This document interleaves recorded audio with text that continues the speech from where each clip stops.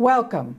I'm Suzanne Spalding, Senior Advisor here at the Center for Strategic and International Studies, where I lead the Defending Democratic Institutions project. Thank you for joining us. You know, our adversaries go to school every time we have a major cyber incident. They look at what works and how we respond and how they can be more effective going forward. We have to do the same. And that is the mission of the Cybersecurity Review Board, established in February 2022, pursuant to President Biden's executive order on improving the nation's cybersecurity. The board reviews and assesses significant cyber incidents and makes concrete recommendations to drive improvements across the private sector and the public sector. To date, it's conducted 3 reviews. The first review was on the Log4j software library, vulnerabilities that were discovered in that library. The second review reviewed the attacks associated with Lapis, a global extortion-focused hacker group that perpetuated damaging intrusions against multiple critical infrastructure networks, including healthcare, government facilities, and critical manufacturing. In its third and most recent review, the CSRB reviewed the Microsoft Exchange online intrusion, which was publicized in July of 23, including malicious access and use of cloud-based identity and authentication infrastructure. So what impact have these reviews had, and what have we learned? Not just about cyber incidents, but also how to conduct these reviews and how to ensure that they actually make a difference and improve the nation's safety and security. To help us better understand where CSRB has been and where it is going, we are extremely fortunate to have with us Undersecretary for Policy at the Department of Homeland Security, Robert Silvers. I had the pleasure of working with Rob at DHS during the Obama and Biden administration when I was Undersecretary for what was then called NPPD, the National Protection and Programs Directorate, and has since transitioned to the Cybersecurity and Infrastructure Security Agency, or CISA. Rob was Assistant Secretary for Cyber Policy at that time. In that role, he oversaw private sector engagement, federal government incident response, and diplomatic outreach on cybersecurity and emerging technology. Rob also previously served as the department's Deputy Chief of Staff, managing the execution of policy and operational priorities across the entire department. Rob was nominated by President Biden and confirmed by the Senate as the Undersecretary for Policy in August of 2021. He is now responsible for driving DHS's direction across all of its missions, including counterterrorism, cybersecurity, AI safety, border security and immigration, international affairs, and a range of law enforcement activities, and trade and economic security. Relevant to today's discussion, Rob serves as the chair of the U.S. Cyber Safety Review Board. Among his many other qualifications, Rob brings a clear understanding of the view from the private sector, having been a partner at the law firm of Paul Hastings, where his practice focused on investigations, cybersecurity, and data privacy, AI safety, governance, and other matters. Before we get started, for those of you who are fortunate enough to be watching us live, you have the opportunity to submit questions. Just go to the event page and there should be a button there for submit questions. Or if you're watching us on YouTube, you can submit questions through the comments section. Rob, it's great to have you here. Thank you so much for making time to be with us. Thank you, Suzanne. Great to be back at CSIS. You know, you and I talked before. It's been a while now, but that was back in 2022. And we talked about the stand-up of the Cybersecurity Review Board and the fact that it was sort of modeled on the National Transportation Safety Board. And I'm wondering, now that you've got a few more reviews under your belt, does that analogy still hold up? And what do you think might be some of the most significant sort of differences between what you're doing and what they do? The Cyber Safety Review Board is loosely modeled on the National Transportation Safety Board, which is an agency that when there's a serious air or rail or surface transportation accident, comes in, investigates, finds out what happened, and then publishes lessons learned and recommendations to the transportation community so that the same thing doesn't happen again. And the NTSB has existed for decades and has, through its work, has built up the level of trust that the American public has in the transportation system. There was, until 2 years ago, there was nothing similar in the cybersecurity world. When a serious incident would happen, the company that was the victim might investigate it from an internal investigation perspective. You might have a surrounding law enforcement or regulatory investigation, but that was always narrowly scoped for a specific purpose. There was no one coming in with fresh eyes and only the public interest in mind to shed light on what happened and then make recommendations for how everyone can improve based on what we learned. So President Biden directed that we stand up this new Cyber Safety Review Board. And we have, through our 3 reviews to date, proven up a model that when very serious incidents happen, where it would be beneficial to get a deeper understanding of what happened, we are the organization that comes in. We're a little different than the NTSB in a few ways. The NTSB reviews hundreds and hundreds of incidents. The Cyber Safety Review Board is a unique collection of public sector members and private sector members. It's equally weighted between the two, so it's truly public-private.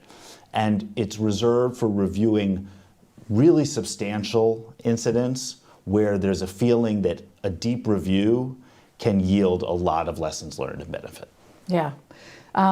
Lots of important points there. The public-private nature of this organization. Not only is it equally weighted in numbers, but much like the Senate Intelligence Committee, where I once served as general counsel, where the vice chair of the committee is the ranking member of the minority party. The vice chair of the Cybersecurity Review Board is from the private sector, if I'm correct, yes. And could step in as chair if you are, not available at that time. So again, I think it reflects a sort of effort at a co-equal partnership, which is something that we've talked about for a long time in that public-private. You were going to say something about that aspect. Yeah. You nailed it, and that's the co-leadership between the public sector and private sector is reflective of what this is meant to be. There's a long-time model in the government of the government listening to industry, meeting with industry, but then going back to their own conference rooms and making their own decisions, and then the community finds out. For this line of work, that's not going to work. To have credibility and to have the expertise needed to understand these highly complex incidents, you need to have both those in the federal government that have so many of the tools and authorities to do cyber defense and to elevate the overall cyber level of defense in this country. But you also need to have the representatives of companies and industry and researchers that truly understand how these things play out in the field and how the board can best speak practically to the network defender community. And so I'm very honored to serve as chair. The vice chair of the board is Heather Adkins of Google, who's a legend in the cybersecurity world. We have a roster of private sector luminaries that have founded some of the biggest cyber companies in the world, that are leading nonprofits in cybersecurity. And then on the federal side, we have the leads for all the key agencies. The head of cyber at the NSA and at the FBI, the National Cyber Director is a member, and so on and so forth. And so that's what really makes this special, and it's that public-private mix that when the board speaks, people listen because there's such expertise and so much esteemed membership that makes up this board. Yeah, it has certainly been my sense. And as you say, so much of the CSRB's ability to do its mission, again, much like CISA's ability to do its mission, relies heavily on trust, being able to build and sustain The trust of, particularly of the entities whose cooperation you need to be able to do an assessment. And then, as you say, the trust of the cyber community, that the recommendations, that the findings and the recommendations are something that they should really pay attention to. And it seems to me that it's always a challenge. And I would think particularly with regard to the cooperation of the entities that you need, whose cooperation you need to do your assessment. Your most recent report on the Microsoft Exchange online was extremely hard-hitting. Now, I've heard from folks in the industry that they actually think that report may be one of the most impactful things that the administration has done in cybersecurity. And the administration has done a lot of things in cybersecurity. But the fact that this was a no-holds-barred, tell it like it is kind of report, very hard-hitting and very specific in both its findings and its recommendations. But talk to us a little bit about both one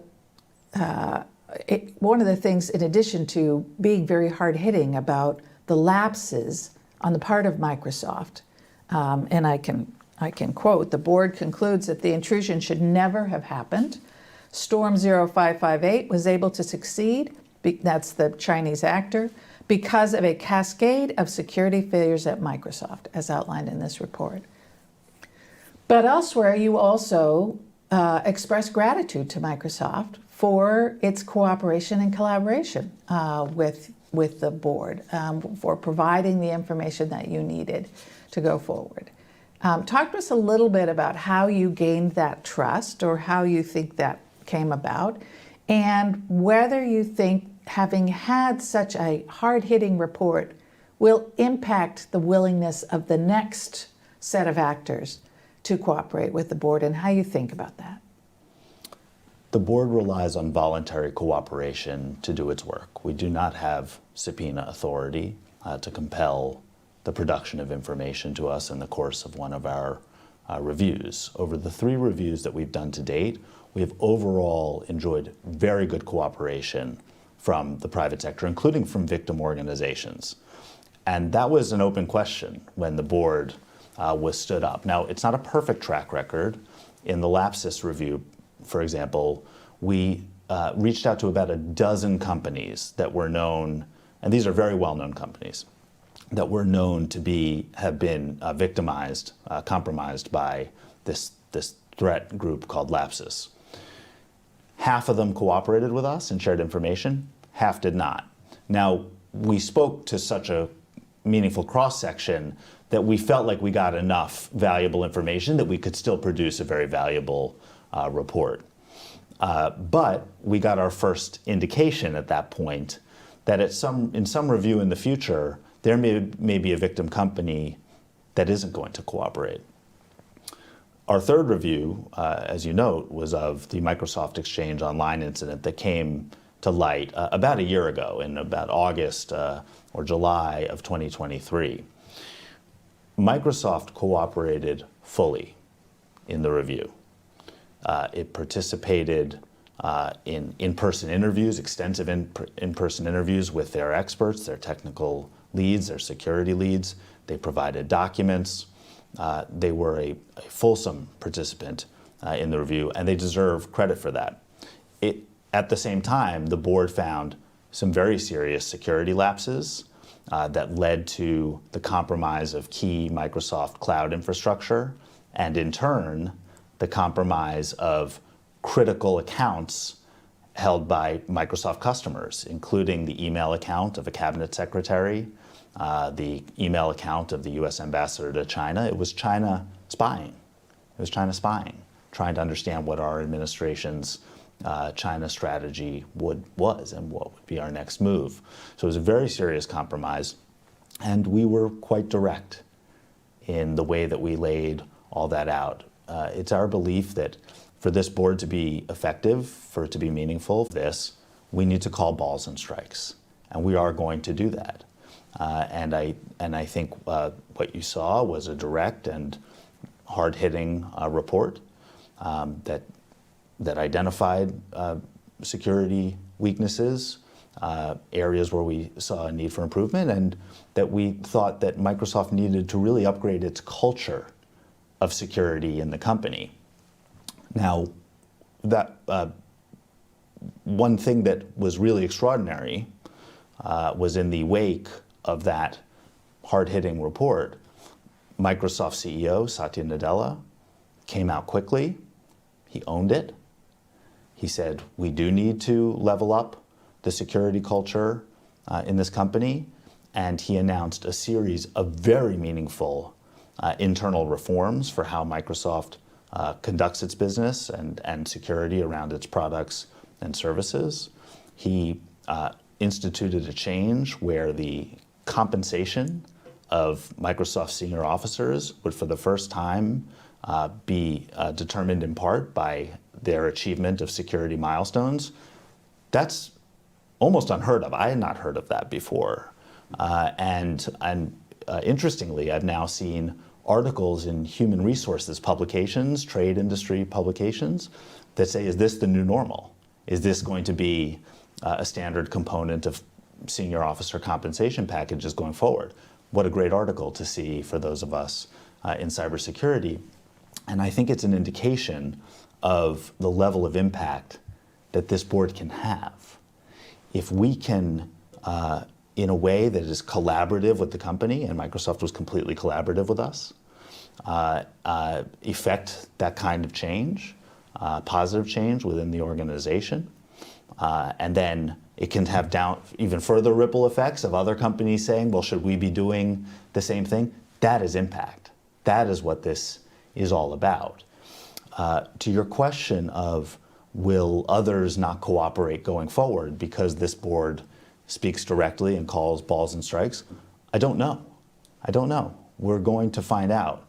I am hopeful that because this board has credibility, because sure, sometimes we call balls, sometimes we call strikes, but no one has ever criticized the underlying substance of what we're saying. I think that we are viewed as giving everyone a fair shake, and I'm hopeful that companies will cooperate. We have proposed legislation to Congress to authorize this board in law, because right now it's a creature of executive order. And one thing we have proposed is that it should have a limited subpoena authority, so that in those rare cases where a company that's under review will not cooperate, we have the ability to get the needed information so that we can serve the public interest of shedding light. But so far, we haven't needed to do that. Yeah.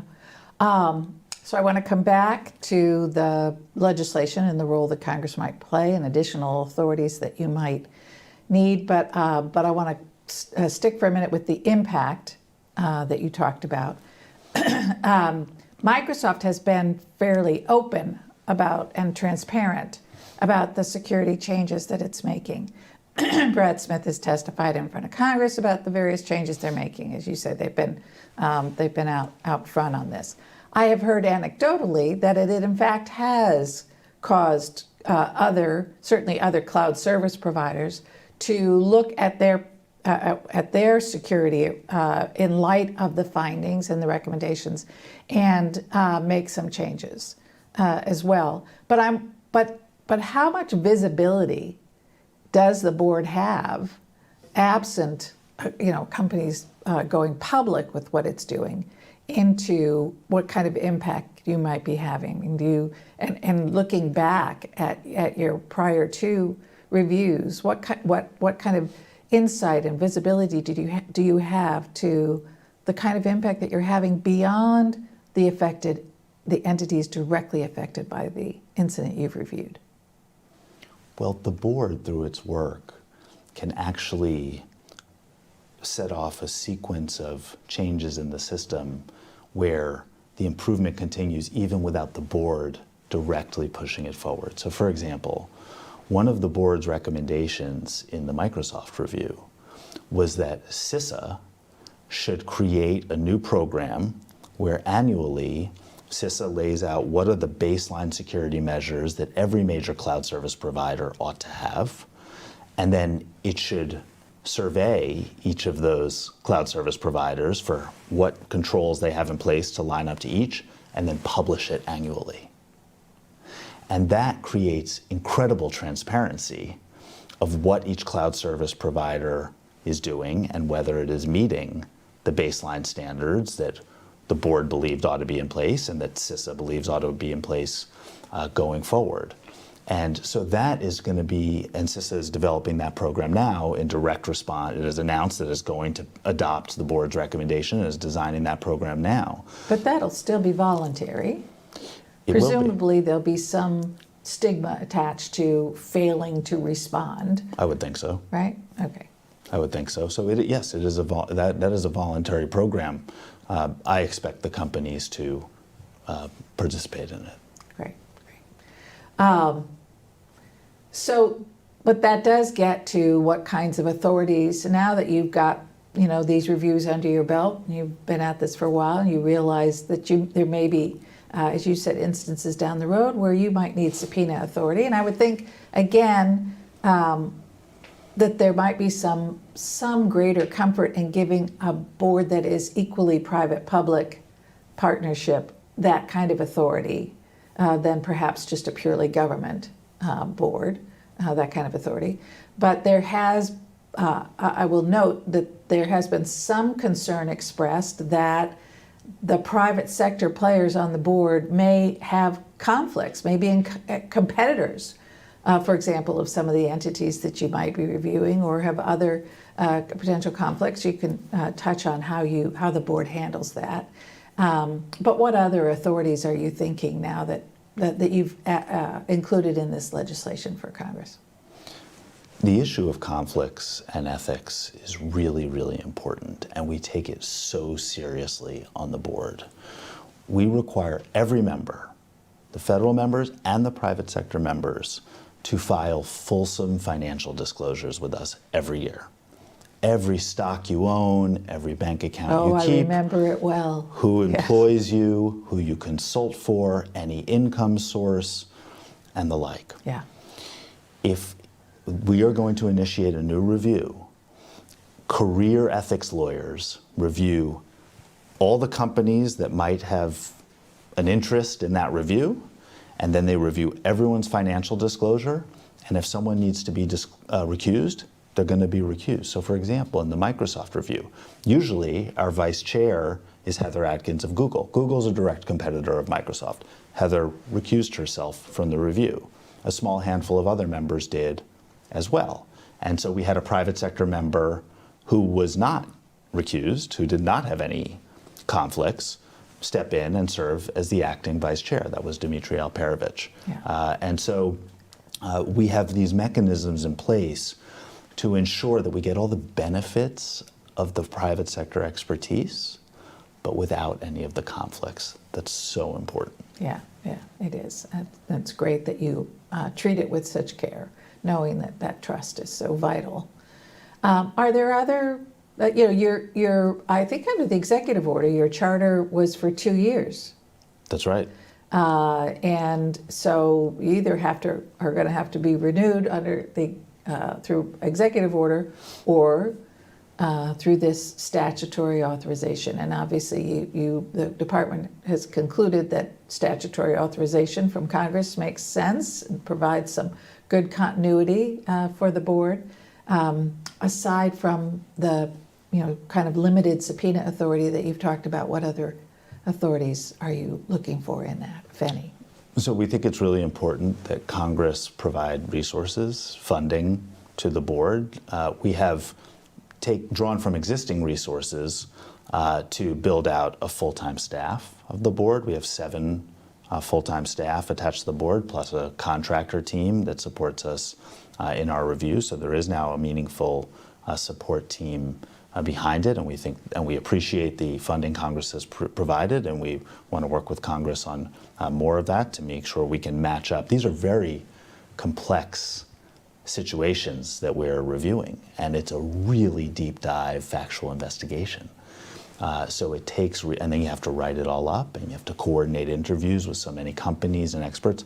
It's a lot of work, and so we need the resources to do it. We have asked Congress to maintain the unique public-private composition of the board, which makes it so special, so unique. And there is, of course, that limited subpoena authority we are proposing. For that, we are proposing that only federal members can vote on issuance of a subpoena. It is our feeling that that is an inherently government function that should rest in the hands of the 7 full-time federal members. But in every other respect, it is equal votes and equal representation between public and private sector. Yeah. So we talked a little bit about how your past reviews, particularly this Microsoft, might impact reviews going forward.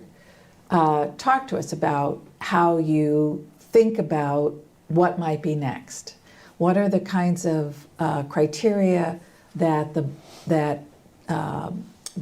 secretary and the director of CISA, who are the two who direct the board to conduct these reviews, what are the kinds of things that they think about? We are all very mindful, of course, of the incredible impact of the CrowdStrike outage this past summer. That was not malicious cyber activity, but a kind of botched update to a particular product. But the scope of the Cybersecurity Review Board, Cyber Safety Review Board, is quite broad, and so it's, this is the kind of thing that I assume that they might be thinking about looking at. But I know you can't perhaps address if there's something next on the agenda at this point, but talk to us about how they go about thinking about what is going to be reviewed. So we have a great CSRB website that I encourage the audience to check out, because it has links to all our reviews, our charter, and we published FAQs last week. And one of the questions, not last week, last year, I apologize. Last year, and one of the questions we often get is, how is it decided what incidents will come under review? And we published a list of criteria that are considered. And it includes things like, was it a high impact, severe incident? Was it the type of incident where a deep study would likely yield new facts and new lessons learned? Is it an incident that has already been closely studied and well understood, such that if the board came in, it might not add a lot of new light, whereas if it's an incident that hasn't been closely studied and scrutinized, that would weigh in favor of a board review. And then there's an element of discretion, any other incident where it would be in the national interest to review it. The executive order gives the president or the DHS secretary or the CISA director the authority to commission a new review, and those are the criteria that are considered. I think we're going to have an announcement soon. Great. And so the board does not self-initiate these reviews. It is a tool for the president and the secretary and the director of CISA. And yet the board is independent. It was interesting when the Microsoft report came out and was so hard-hitting. I had some folks reach out to me to say, what do you think about this? The fact that, that the department let this go forward, that the, White House let this go forward, and what I had to explain was the board is an independent entity, and they transmit the report. But really, talk to us about your independence and what that means. Yeah, it's a really important part of the credibility of the board. Is we are tasked by leadership of the executive branch and the DHS, but once the tasking is there, the board does its work and follows the facts wherever they lead, and renders its judgments and recommendations without interference. And indeed, in all 3 reviews to date, the board's report has been published in full, there might be some redactions for PI, personal information or proprietary information or the like, but it's been published in full, no punches pulled. And that's a critical part of the model, this norm of independence around the board's work.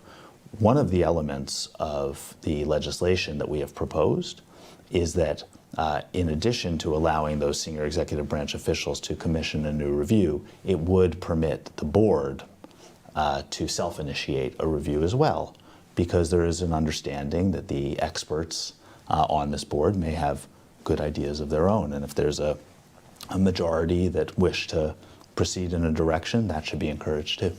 Interesting, yeah. So shifting gears a little bit, when you and I spoke last time in 2022, one of the things that we talked about was the international situation and your role kind of as the chief diplomat, if you will, for the department and working with other nations, how important that was. And so maybe you could talk with us a little bit while we have you here about your priorities there. At the time, the war in Ukraine was very much top of mind.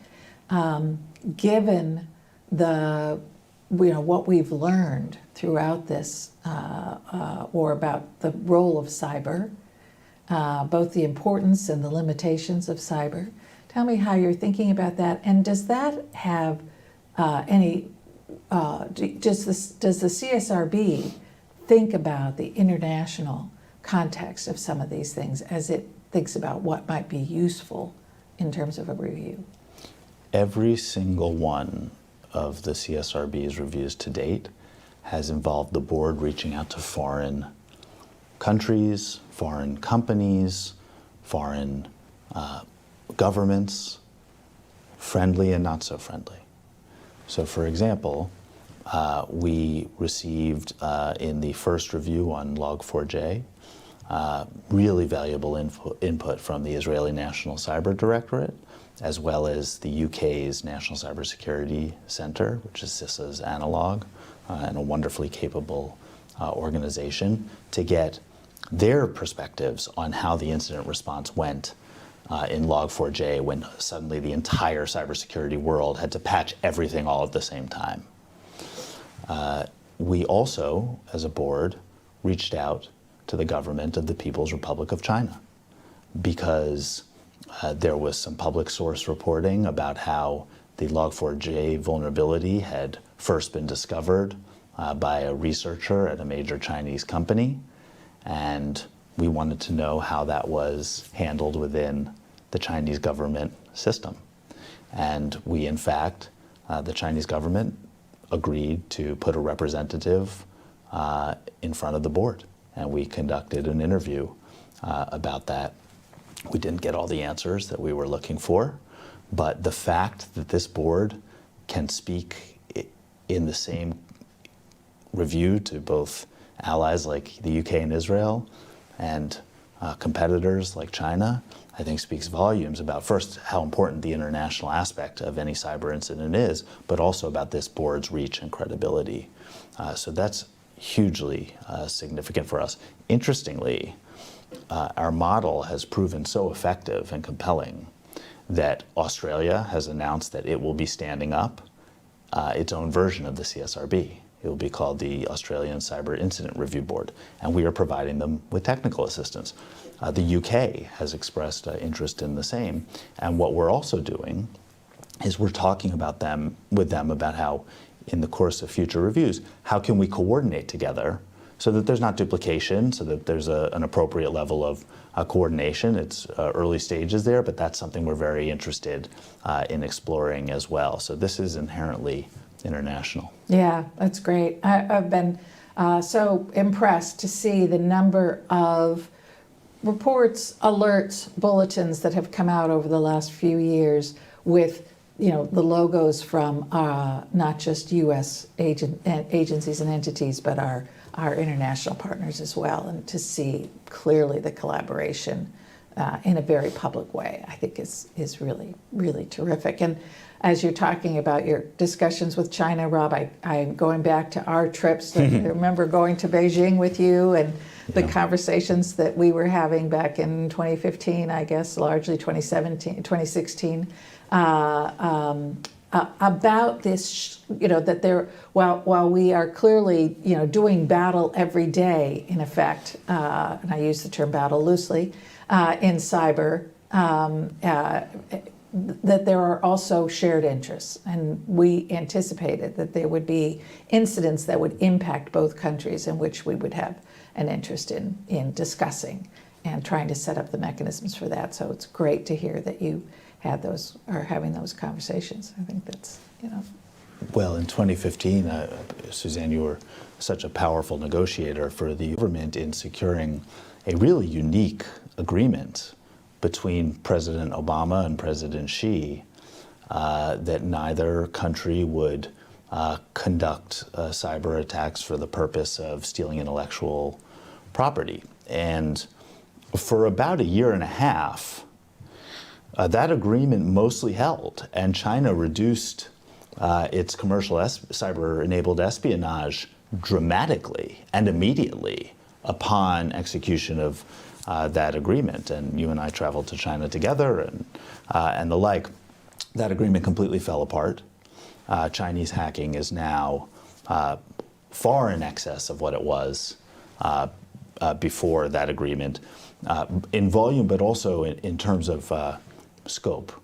Back then, it was really, China was mostly interested in either spying, straight up traditional espionage, but using computers to do it, or stealing intellectual property to bolster their domestic economic and industry objectives. Now, they're still doing things like that, but we are seeing very, very alarming signs of Chinese infiltration of U.S. critical infrastructure operators where there's no intelligence value for them.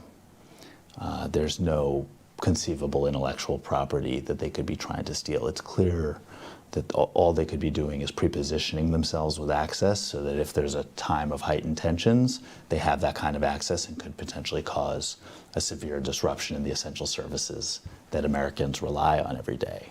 We're talking about things like water, power, transportation, and the like. And there's a Chinese threat actor that the industry has termed Volt Typhoon that's really been at the forefront of this. And the U.S. government has been quite vocal, and CISA has been very vocal with industry about identifying this threat actor and the techniques and tactics and procedures that this threat actor uses to compromise companies, and then also laying out the mitigations that every company should take to protect themselves. So it's interesting, China showed in 2015 that when they have the will to dial down the hacking, they can do it. They did it for a point in time, a period of time that has now lapsed, and we're in a much different context. Yeah. Well, and we talked a bit about the importance of looking at industrial control systems and the unique aspects of operational technology. That is certainly what kept me awake at night. I'm sure it keeps you and your colleagues awake at night. And this very serious finding of what many have termed preparation of the battlefield is something that again, I hope is being considered for the attention of the board, because I do think both in terms of opening wider the conversation around those unique aspects of operational technology and industrial control systems that are different from what we talk about in the context of information technology, that is the corporate networks and computers that are the email, et cetera, but those things that actually control operations, the working of the electric grid, the valves on dams, et cetera. Really, really important. to the challenge with something like that, where there are also military targets. We saw them targeting logistics in Guam, for example, but in addition to the sort of military logistic kind of support being targeted, does seem to have been targeting the American public. At least political will, stability in our country, right? An effort to be in position to cause enough disruption to complicate decision-making and our ability to respond, for example, to Chinese adventurism. Does that overlap between civilian and DoD complicate the ability of DHS perhaps to kind of really get in and dig into an issue like that? Or has that not really been a problem? It hasn't been a problem, and in fact our partnership with the Defense Department, which is so capable, actually gives us additional resources and will and expertise to tackle these really hard problems. A lot of times you have civilian infrastructure, power lines, rail, and the like, that is utilized by our military to operate bases, to ship war material, and the like. And so the same attack can at once disrupt the delivery of power or goods to people's homes, ordinary Americans, and potentially disrupt critical military operations. Think about our nation's ports. Our ports are used every day to unload unfathomable volumes of cargo, all those big cargo container ships. They also would be used to move materiel in the event of a conflict in the Pacific Theater, right, by our military. And we, in fact, have launched through a new supply chain resilience center that we established late last year at DHS, an initiative focused on securing our nation's ports from nation-state threat actors. One of the critical components of that was, if you've ever been to a port or seen pictures, when those huge cargo container ships steam in, each box, and there can be over 15,000 of those massive containers on a single cargo container ship. I mean, it's really, the volumes are sort of hard to believe. Those boxes are removed by these cranes, these ship-to-shore cranes. Turns out that 85% or so of the ship-to-shore cranes at U.S. ports are made by a single state-owned Chinese manufacturer. And you can imagine the risk profile that comes with that. And so what we did through our Supply Chain Resilience Center is we assessed all those risks. We identified mitigations, security work that could be done to reduce those risks. We ordered any port that was operated through our Coast Guard, which has regulatory authority over ports. The Coast Guard ordered any port operating those kinds of Chinese-produced cranes to implement those kinds of cybersecurity and other security controls. And then all our analysis informed a negotiation that the White House led with the Japanese heavy industrials company Mitsui to start domestic production of ship-to-shore cranes here in the United States for the first time in decades, so that we have, in the long run, a reliable supply of that critical hardware that most American people never think about, but which they rely on every single day to get whatever's coming to their house. So this is the kind of work that we absolutely are focused on at our new Supply Chain Resilience Center. A lot of it comes around to geopolitical and supply chain risk with China. Yeah, and what I love about that is the recognition that to manage that supply chain risk, the risks are both in cyber and in the physical world, and that you've got to bring that all together. And I think that continues to be a message. Certainly it's a message I continue to push really hard. I was very pleased that Congress, when it established CISA, included both the physical security and the cyber security of our critical infrastructure under one roof. because they are so intertwined and have to be considered that way. So great to see this center, and thank you for emphasizing how incredibly serious this risk is. This is not hypothetical. This is not something in the future. This is happening right now in terms of the threat from China into our systems, and that people have to take that seriously.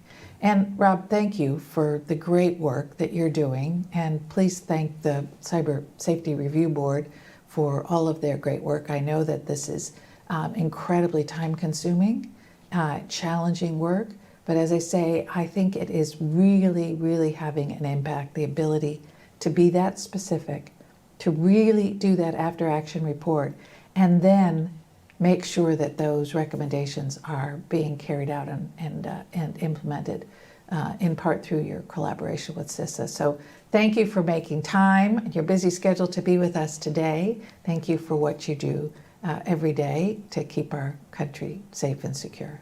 Thank you, Really Suzanne. appreciate it.